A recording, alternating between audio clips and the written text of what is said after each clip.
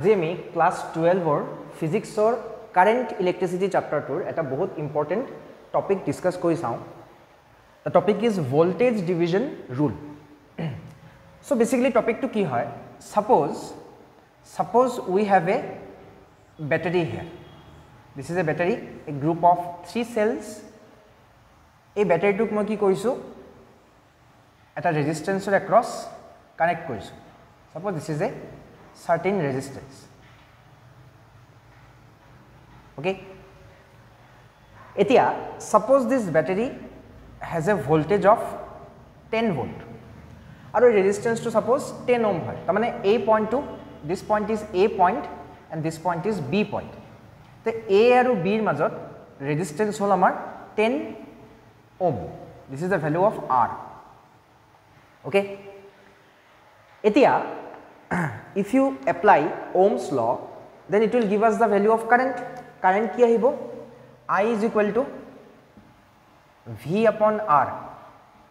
10 volt upon 10 ohm, this will give us 1 ampere.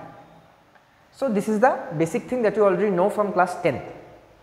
Etia kotha to hol ki, suppose enekwa hol je ami ei A point aru B point er majot voltage kiman ahi ase hetu ulabo bisaisu. So ami ki korim, between A and B, between points A and B, আমি এটা voltmeter connect করিম. Obvious কথা. So voltmeter এটা connect কৰি চাম আৰু আমি কিমান voltage পাম. What is the voltage that will appear across A and B? কি আহিব? যিমান ইয়াৰ resistance হয় আৰু resistance যদি যিমান current flow হৈ আছে, the current that is flowing is I, resistance is R. So voltage will be V equal to IR. That is, this voltage will measure 10 volt. তামানে ইয়াতে যিমান ভোল্টেজ আছিল হে এক্সাক্ট ভোল্টেজটো এটোৰ এক্ৰছ ড্ৰপ হৈ গৈ আছে.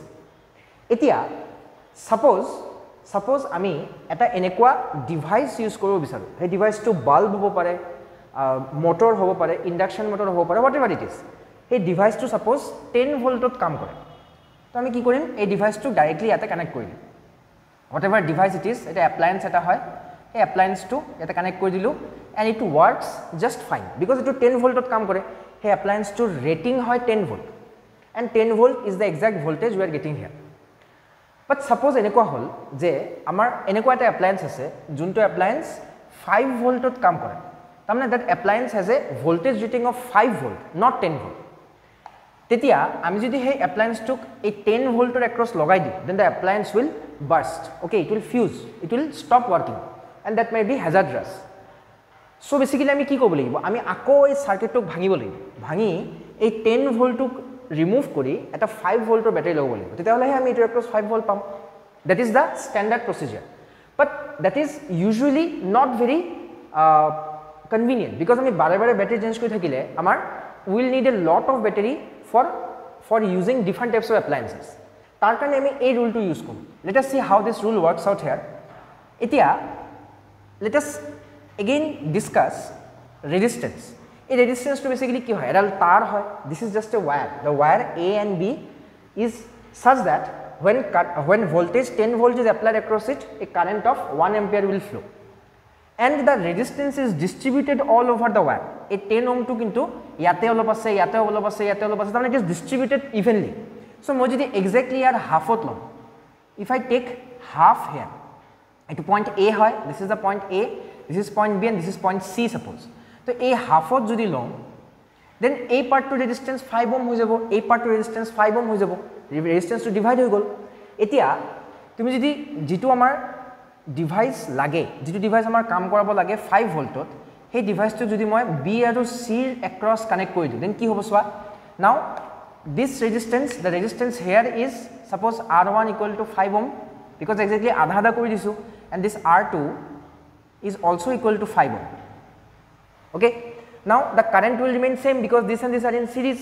So current, same current flow hoy ase, yate flow hol 1 ampere, yato flow hol 1 ampere. Jetia etur across 1 ampere flow hobo, then voltage drop kiman hoy jabo, 5 volt hoy jabo because V equal to I into R. So the device will now work just fine. So that is how what we did basically is that ami gote resistance tok eta part ot divide korilu. এই পার্টটো divide করার কারণে কি হয়ে গেছে, যদি ভোল্টেজটো যে আছে গোটে ভোল্টেজটো কি হয়ে গেল ডিভাইড হয়ে গেল into two equal parts 5 ohm and 5 ohm, 5 volt and 5 volt. এইটোতো 5 ভোল্ট থাকিব এইটোতো 5 ভোল্ট থাকিব এতিয়া এইটো 5 হ'ব লাগিব বুলি কোনো কথা নাই we can also divide it into different ratios let us see how okay so কেনেকৈ আমি বেলেগ বেলেগ ৰেশিও ডিভাইড কৰিব পাৰিম এই গোটেই বস্তুটোক আমি অলপমান স্ট্যান্ডাৰ্ডাইজ কৰিম কেনেকৈ স্ট্যান্ডাৰ্ডাইজ কৰিম suppose we take two resistance this is resistance R1 this is resistance R2 and we connect both of them across a battery a battery to have V okay etia a V battery to jiman potential difference hoy that potential difference is being divided into two parts this is V1 and this is V2 okay the current is I suppose your resistance hoy R1 your resistance hoy R2 so basically I ki hebo I will be V by R1 plus R2 current equal to potential difference by sum of all the resistances tetia a part to across voltage kiman hobo V1 equal to I times R1 kintu I ki hoy a part to hoy so V times R1 by R1 plus R2 this is the voltage across this resistance similarly the voltage across the other resistance will be V2 equal to V times R2 upon R1 plus R2 so you have to remember these two formula they are very handy you will be using this in almost every problem involving circuit simplification so আমি কি পালো যে এই ভোল্টেজটোক আমি কি কৰিলো দুটা বেলেগ বেলেগ ৰেজিস্ট্যান্সৰ এক্ৰছ বেলেগ বেলেগ ভোল্টেজত ডিভাইড কৰিলো তেমা যিমান ভোল্টেজ লাগে হেটো ৰেকৰ্ডিং আমি R1 আৰু R2 চুজ কৰিম okay so this is our voltage division rule thank you